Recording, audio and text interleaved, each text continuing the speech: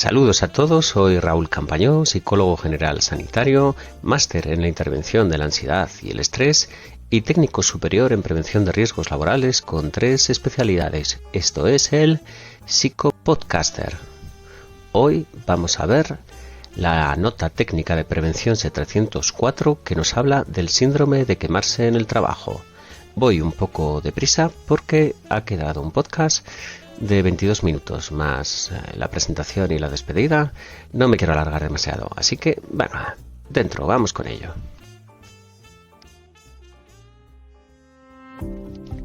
Vamos a ver la nota técnica de prevención 704, que es la de síndrome de estar quemado en el trabajo o burnout, la número 1, que se corresponde con definición y proceso de generación. Nosotros, en este primer podcast, vamos a ver la definición. O mejor dicho, vamos a ver el proceso de construcción de la definición a lo largo de las décadas hasta la que tenemos actualmente. La nota técnica de prevención es de Manuel Fidalgo Vega, licenciado en psicología, y la nota técnica de prevención es del año, aquí tenemos un pequeño misterio, porque la nota técnica en el año nos indica 200 y un apóstrofe. Con lo cual no sabemos si es 2000, 2001, 2002, 2003, así hasta 2009. Yo le he dado muchas vueltas a este apóstrofe a lo largo de los años y quiero entender que puede ser algo como, o se puede deber a algo parecido a esto. Cuando se está publicando y se está redactando entre diciembre y enero, pues aún no sabes si saldrá este año o el que viene. Con lo cual, pues se queda ahí un apóstrofe indicando que falta completar el año, y cuando finalmente se edita y se entrega, pues uno no se acuerda de quitar el apóstrofe y la nota se publica así. Y así ha quedado durante mucho tiempo. Mi hipótesis o mi idea es que es del año 2000. Eso lo digo porque cuando nos vamos a la bibliografía, la entrada bibliográfica más actual es del año 2000, que coincide justo con el año de publicación. Lo que sabemos es que anterior no es. Entonces, yo voy a tomar como referencia el año 2000. Antes de iniciar la nota, el Centro Nacional de Condiciones de Trabajo nos hace una advertencia indicándonos que este tema lo va a tratar desde la óptica de prevención de riesgos laborales. Es decir, no esperéis aquí apuntes de psicología o de psicopatología, o esperéis lo que nos podría venir en un manual de psiquiatría.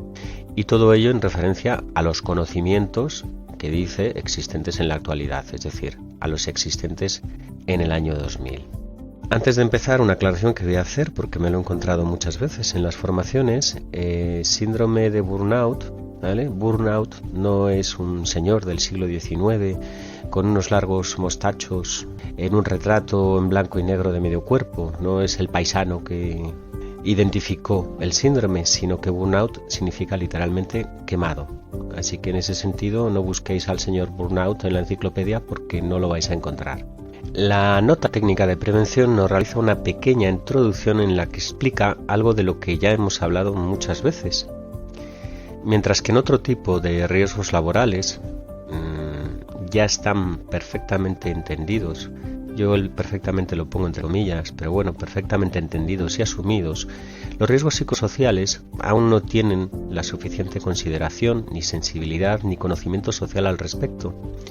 De alguna manera, esta nota técnica de prevención, la 704, parece, o nos señala, que parece en cierto modo asumido que tener cierto desgaste psicológico derivado del trabajo es algo normal, y no lo es. Recordamos un humorista que nos decía aquello de estoy quemado lo normal, parafraseando, ya me entendéis por dónde voy. No es normal estar quemado en el trabajo, porque no hablamos de unos niveles de estrés laboral o de carga mental normales e incluso deseables para mantener la atención y el interés sobre lo que estamos haciendo, sino que para que se llegue a desarrollar este cuadro nos habla de niveles de carga mental y de estrés laboral que pueden llegar a producir daños. Por otro lado, la nota técnica nos indica que de algún modo, cuando alguien sufre un daño psicológico derivado del trabajo, se le suele atribuir a que es una persona débil o sensible. Quedaros con esto de débil y sensible y lo recuperaremos más adelante. Este tipo de afirmaciones sobre el cuadro, que ya se recogían en esta nota técnica de prevención en el año 2000, con muy pocos matices se podría sostener hoy también. Es muy habitual entender que cuando alguien se ha quemado en su trabajo es porque no tiene lo que hay que tener. Lo que hay que tener parece como que queda omitido, ¿no? Esto es doblemente injusto porque por muy capaz que sea una persona, cuando se le sobrecarga, tarde o temprano todos los seres humanos tenemos un punto de colapso. Hecha esta introducción, nos metemos de lleno en lo que sería la genealogía de las definiciones, es decir, cómo hemos ido recopilando, cada autor ha ido añadiendo pinceladas hasta que tenemos o tenemos una definición completa y actual. Lo que sí que vemos es que este síndrome sería el resultado de la interacción del individuo con unas determinadas condiciones de trabajo. Ojo, y que no decimos un tipo de individuo. Como hemos dicho, hablamos de cualquier persona o de cualquier trabajador.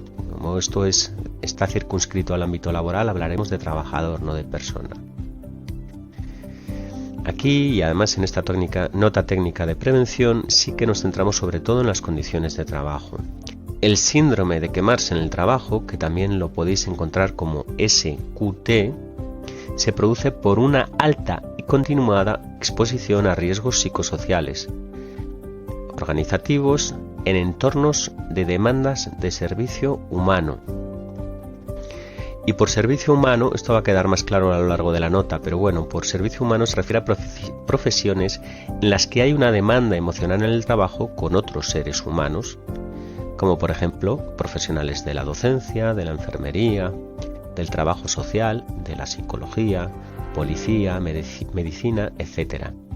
Lo que no deja de ser cierto es que en los trabajos en los que hay una exigencia por expresar emociones socialmente deseables, durante esa transacción de los servicios es un elemento clave.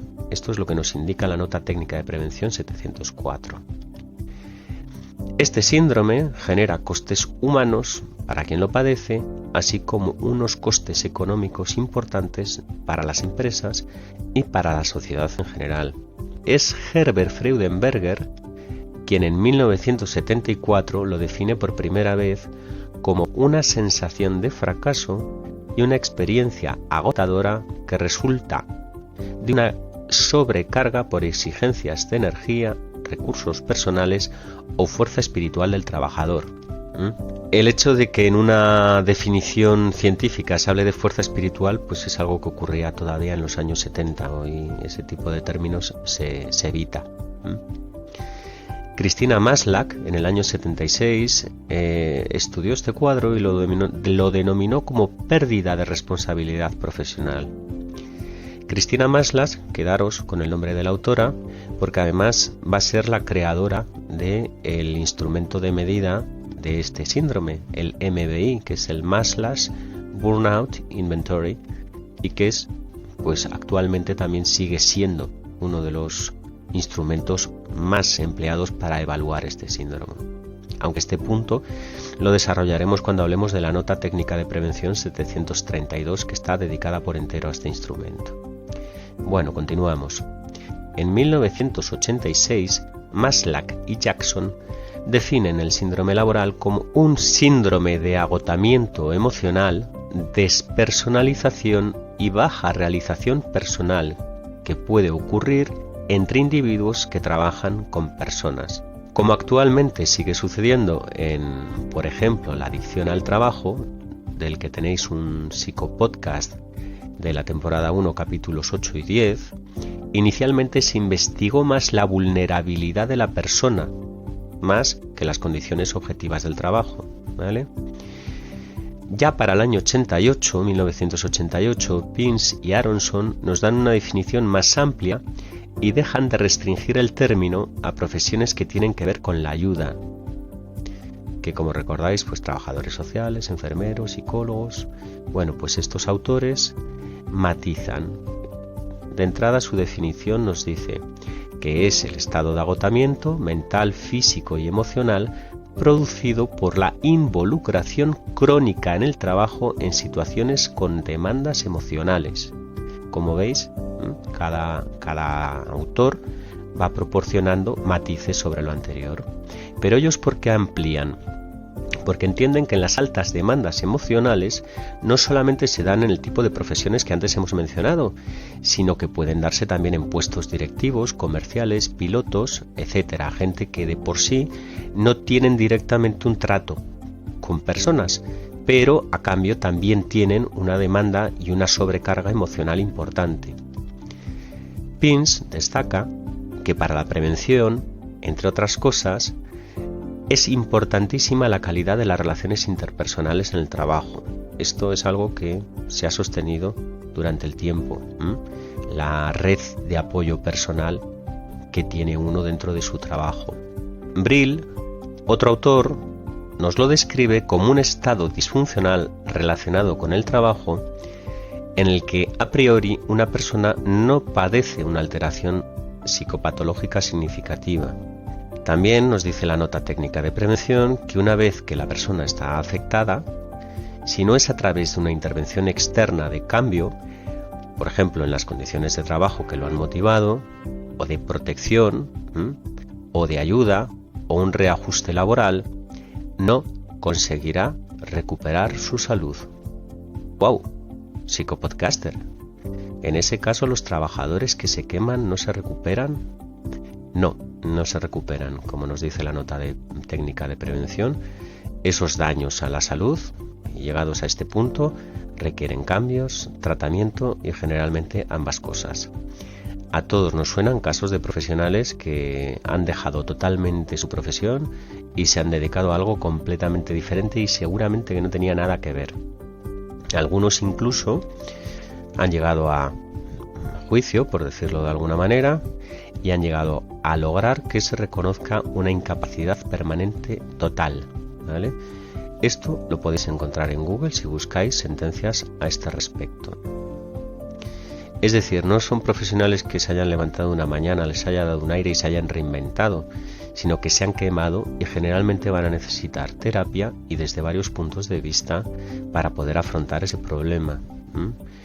De entrada es muy duro, profesiones, pues estamos hablando de enfermería, de medicina, de la docencia, que son súper vocacionales y que conllevan muchos años de estudio, de esfuerzo, de trabajo y del desarrollo de una carrera. Y llega un punto en que uno desarrolla una versión absoluta y completa a su profesión, tanto como para recibir esa incapacitación o esa incapacidad, mejor dicho. Con lo cual, fijaos lo que supone para una persona que el motivo de su vida, aquello que quiso ser y que consiguió ser, de repente su organismo ya no sea capaz de convivir con eso, con ese lado suyo que le identifica muchas veces a nivel de persona, a nivel de identidad. Hecho el aparte, Brill considera que el desarrollo del síndrome de quemarse puede tener lugar en cualquier trabajo y no solamente en aquellos en los que existe un trato directo con el usuario receptor de los servicios laborales. Ahora, si en el caso de la adicción al trabajo que teníamos en el capítulo 8 y en el capítulo 10 nos preguntábamos que cómo se distinguía la salud de la enfermedad, en este caso hacemos la pregunta en cómo distinguimos al trabajador aburrido, harto y cansado de su trabajo del trabajador que ha desarrollado en el sentido clínico un síndrome de quemarse en el trabajo. Fijaos que muchos diríamos que el síndrome de quemarse en el trabajo se da por cobrar poco, por falta de experiencia o que el lugar de trabajo está muy lejos, etc. Este autor descartó ya en aquellos momentos estos factores como pertenecientes al síndrome. Como siempre, pues habrá casos, no vamos a hacer absolutos, pero más allá de esto no es lo patognomónico del cuadro. A este síndrome en sus inicios se le asocia el término insidia, que viene a significar que el síndrome debuta con algo que parece no tener ni la más mínima importancia, pero que luego termina teniendo unas consecuencias severas para la persona.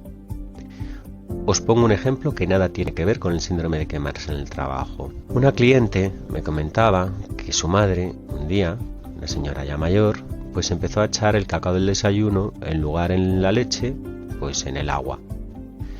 A lo que les extrañó fue la reacción, porque le dijeron que lo estás echando en el agua, en lugar de decir, pues es que no he visto, o me das cuidado, o me gusta más así, simplemente. Pues la reacción no fue muy normal, la reacción fue más bien un poco agresiva. Y aquello en aquel momento se interpretó pues, como una rareza pues de una persona mayor, no tiene más. Bueno, rareza tras rareza, se le fueron sumando cosas, hasta que, bueno, pues esa señora pues se le diagnosticó un cuadro de demencia, ¿vale? Quiero decir, es un ejemplo de cómo algo que parece no tener ninguna importancia y que además pasa incluso desapercibido como síntoma, a veces los propios familiares o los propios pacientes encuentran que ahí ya se produjo algo que ya no entraba dentro de la normalidad ni de las rarezas. Es decir, el recorrido que se hace es de algo que parece sumamente leve a algo que puede terminar siendo sumamente grave. Esto en el síndrome de quemarse lo vamos a encontrar con que, por ejemplo, alguien empieza a hacer bromas sobre, por ejemplo, un cliente, un paciente o un alumno. Empieza insidiosamente, solamente una broma para desahogarse en un momento dado, pero que eso finalmente le va a ir generando daños sobre su estado de salud. Hecho este paréntesis, no hablamos de que alguien tenga un mal día, tener un mal día, una mala época, o no aguantar un compañero, o estar más estresado por un proyecto en concreto, o que no nos guste nuestro trabajo. No es síndrome de quemarse en el trabajo. Diferenciamos lo que es una patología en toda regla de un estado que puede ser incluso transitorio. La nota técnica de prevención, siendo del año 2000, nos venía a decir que aún no estaban los manuales internacionales de psicodiagnóstico, como en aquel tiempo eran la CIE-10 y el DSM-4. Parece que incluso estaba el DSM-4R. Desde el punto de vista médico-científico, se describía todavía o se consideraba todavía como un concepto vago y no se mencionaba en tales diagnósticos, ¿vale? Dentro de que esto es psicología divulgación, voy a aclarar que DSM es Manual Diagnóstico Estadístico de los Trastornos Mentales y que CIE significa Clasificación Internacional de las Enfermedades, y junto a estos nombres van acompañados de la versión o de la edición, ¿vale? En este caso actualmente estamos en el DSM-5 y en la CIE-11 para el tiempo en que se escribió la nota, DSM-4 y CIE-10. En la CIE-10, en aquella época, si acaso se nombraba dentro de las categorías residuales como un problema relacionado con dificultad para el manejo de la vida. El estatus del síndrome se encontraba en discusión.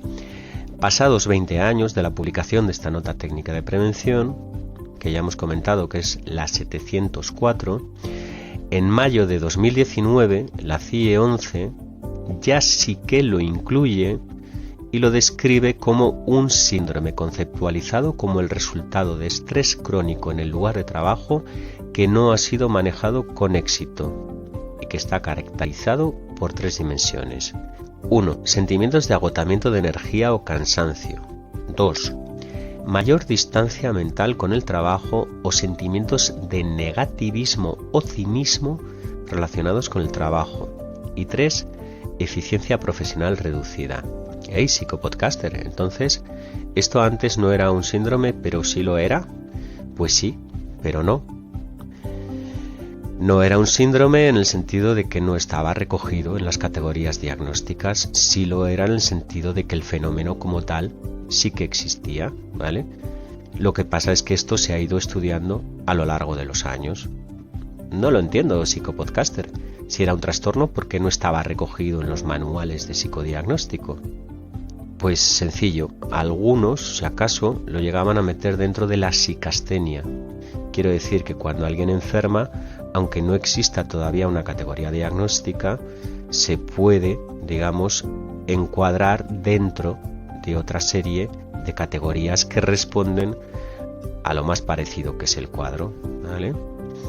Pero más o menos quedaros que los procesos para incluir un cuadro clínico dentro de los manuales de psicopatología es un poco parecido al proceso de incluir una palabra en un diccionario de la Real Academia, por ejemplo. Primero está el término, los usuarios lo utilizamos y cuando tiene una consistencia a lo largo del tiempo y no ha variado los significados, ni cambia ni ha pasado de moda, pues con los años pues se incluye dentro del diccionario. Aquí sucede lo mismo, se requiere unos años de investigación hasta que el síndrome como tal se observa con una consistencia a lo largo del tiempo y entonces pasa a ser una pauta para poder diagnosticar. Hey, psicopodcaster, ¿y la definición de la nota técnica para cuándo? Pues ahora mismo.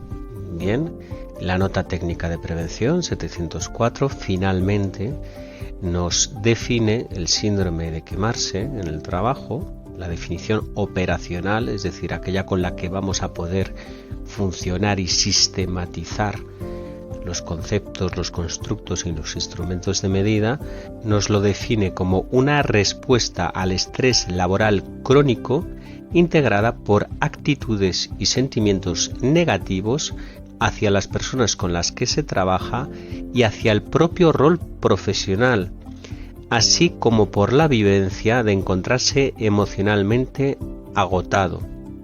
Esta respuesta ocurre con frecuencia en los profesionales de la salud y en general en profesionales de organizaciones de servicios que trabajan en contacto directo con los usuarios de la organización. Esto está aquí, es lo que nos dice la nota técnica de prevención en cuanto a definiciones. Cosas que destacar, ¿vale? Antes hemos hablado de lo que no era patognomónico del cuadro, ahora sí vamos a hablar de lo que sí lo es. Lo patognomónico de este cuadro son 3 dimensiones: el cansancio emocional, la despersonalización y la poca realización profesional como sentimiento, ¿vale?